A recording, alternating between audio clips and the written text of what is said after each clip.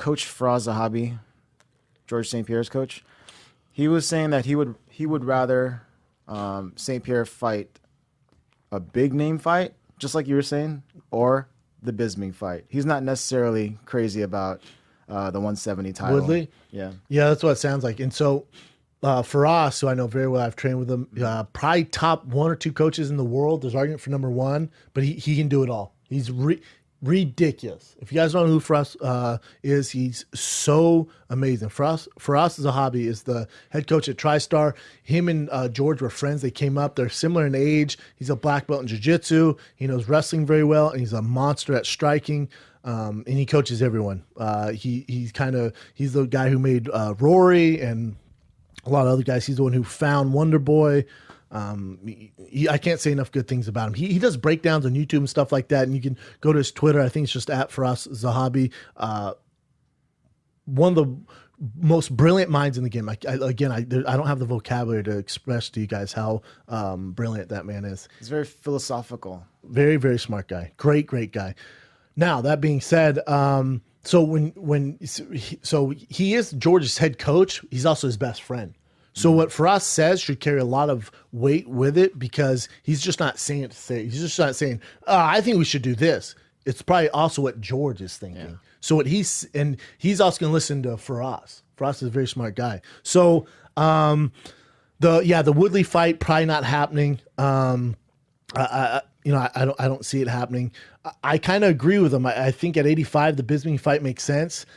George versus Conor, I guess it would be the only thing that would really, cure everyone's woes if the Floyd Mayweather fight didn't happen. It's such a huge fight. Anything else really wouldn't suffice. People aren't going to be happy. If we don't get Floyd Mayweather, it's going to be such a letdown. I guess the one thing that could make MMA fans happy, or just the general public happy, if we fought a huge name like GSP, that might save the day.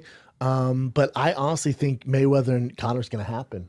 Hoping. I really do. Wishing. And I don't know, do you have Freddie Roach talking about on there? Is that what we do? Yeah. All right, we'll save it for that. But as far as George goes, I like the Bisping at 185 for a title. He's a little big for Conor McGregor. I could see that happen, but that's not going to happen for a while. Other than that, there's not a lot out for him. There's not a lot going for him. I mean, think about if you're Yoel Romero or if you're Damian Maia. But again, fellas, welcome to the jungle, man. The jungle of WME. They're doing what's gonna sell, and it ain't Yoel Romero and it ain't Damian Maia. It sucks, fellas. I get it. You're getting to the back of the line. If GSP wants that fight, I promise you they will make that fight. So, I was on the Luke Thomas show on last Friday, and he was saying how he's not excited for, if Bisping and GSP were to happen. I disagree. I think it's a fun fight. I think, Michael Bisping, the biggest name ever come out of UK, he doesn't have a lot left in him as far as, he's not going to fight for the next 5 years. The monsters looming in the dark are these no-name guys. When I say no-name, I'm not talking to you savages who are balls deep in the forums and love MMA. I'm a Yoel Romero fan, and I gave my pitch on here why Damian Maia should be fighting for the title shot. Yeah. So I'm with you guys. As a purist, you fucking kidding me? It doesn't work like that. So I think as far as Bisping, you have these monsters looming in the dark who aren't huge fights for him. They're not fights that are going to be a mark in history. Bisping versus GSP is. So if you're Bisping, you want the fight to happen. If you're GSP, you want the fight to happen, because that means you could have been you were the champion at welterweight at 170. Now, if you beat Bisping, you're the middleweight champion of the world. It just adds to this crazy myth of George St-Pierre, and Canada needs him. With Rory fighting Bellator and GSP, I've never seen anyone bigger than GSP. I've never seen Conor in Ireland. I've seen Conor in Venice. He's actually training at my gym right now in Santa Monica, Boxing Burn, in Brentwood, actually. I see him, and he's a star. I still, as far as, and maybe it's just because I was younger and he was kind of the first guy to do it, I've never seen a bigger star as GSP. We'd go to a restaurant and there'd be, freaking people just waiting outside to get a glimpse of him, take a picture of him. I've never seen anything like it. Like a real celebrity. Like it was Tom Cruise, but could fight. It's crazy. But if Faraz says that, he's not just speaking out of his ass. It carries a lot of weight. On a personal note, let's say, if the world came crashing down and the Mayweather Conor fight doesn't happen, Would you be more excited for Conor GSP or Conor GSP or GSP Bisping? Conor GSP. It's like a freak show. I'm also Conor. You know, I love Michael Bisping too, but I just think there's like this weird, like what the fuck? There's like this weird, again, almost this freak show, Conor versus GSP type of thing going there. Yeah, you know, and with GSP taking such a long layoff with his wrestling and him eating shots, you know, I would love to see the odds on that fight. Good luck figuring that out. Good luck figuring that out because ring rust is very, very real. Oh, you've seen both of them in person, right? Oh, yeah. You've known them both. So Yeah. just off of physical stature, do they look sort of the same size? They do. Similar builds. Oh, crap. Both wide dudes. Both really wide dudes. Skinny waist. Big legs. Perfect bodies. Yeah, big legs. I would say Conor's the more dynamic, harder puncher. The issue here, not the issue, the crazy thing to think about here, you know, we're breaking down that like it's gonna happen, but the fight IQ of GSP is extremely high. The fight of IQ of Conor is extremely high. So you're gonna have this chess match. It's a brilliant fight. Damn. I know, it's brilliant. And you know, and Conor walks around probably shredded. He is in crazy shape right now. Really? Crazy shape, shredded. He looks like I don't know he's what he's in weighing shape. right now, but he's in phenomenal shape. Looks like he'll fight tomorrow. So I don't know if he's just getting ready for the Floyd Mayweather fight, what weight they're gonna meet at, but he is shred town right now.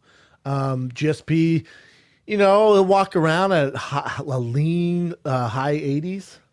You know, and Conor's 170s, but I'd say Conor's wider than he is. Conor has big shoulders. Where he gets his punch power from. It's an interesting fight. Again, it's an interesting fight, and if you know GSP taking all that time off, you'd probably see a lot of wrestling. I don't know if it'd be a barn burner unless Conor could get to his feet and force George to exchange with him, and then I hate to say it, it could be a tough night for George. Yeah. Which is insane to say. Which is insane. fucking insane to say. But after what I saw him do to Eddie Alvarez, I don't know about this guy anymore. I can't doubt him. You gave me a different visual. I don't know why I've always thought that GSP was much bigger than Conor. I just thought it, but until I really started thinking, wait a minute, Conor's actually pretty.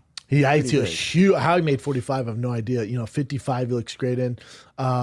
Especially, you remember George. It's coming from the days of the Wild West, where anything went, IVs and everything. So you remember, he's not using IVs anymore. So, you know, right into the ring a little bigger, they'd have to do a catch weight. I don't know. There's a lot of ifs, and then also, it's just such a shit show. And again, welcome to the world of WME and UFC. If they were to make GSP Conor McGregor, it puts the world in a shitstorm because it'd be I'm assuming a catch weight, but so now you have 55 division being held up. So you have Khabib and Tony fighting for an interim belt. That makes sense for the first time ever that there's an interim belt for that because we have no idea what Conor's going to do. So I guess make a champ over there because they might just keep it because Conor's kind of doing whatever the fuck he wants.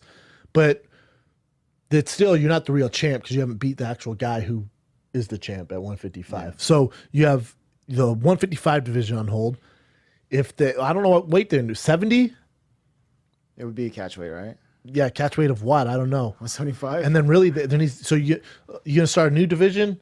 175 or 165? What are we going to do? 160, and then you're going to do a belt for that? Really, these motherfuckers, all they care about is belts and money. So you can do a new interim belt? It's so weird. Isn't it weird? That is weird. It creates havoc. It's like. But you know what it creates also? Money. Ratings and talk. It creates ratings and talk, and it also gets, if you were to make it, it gets us off the Floyd Mayweather Conor talk. Because right now in the UFC, what are we talking about? GSP. GSP finally.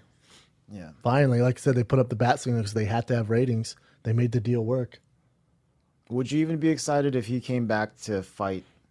Because it was another current event. But if he came back and they did a rematch with Hendricks at 185? Get that shit on my face. Don't give me that.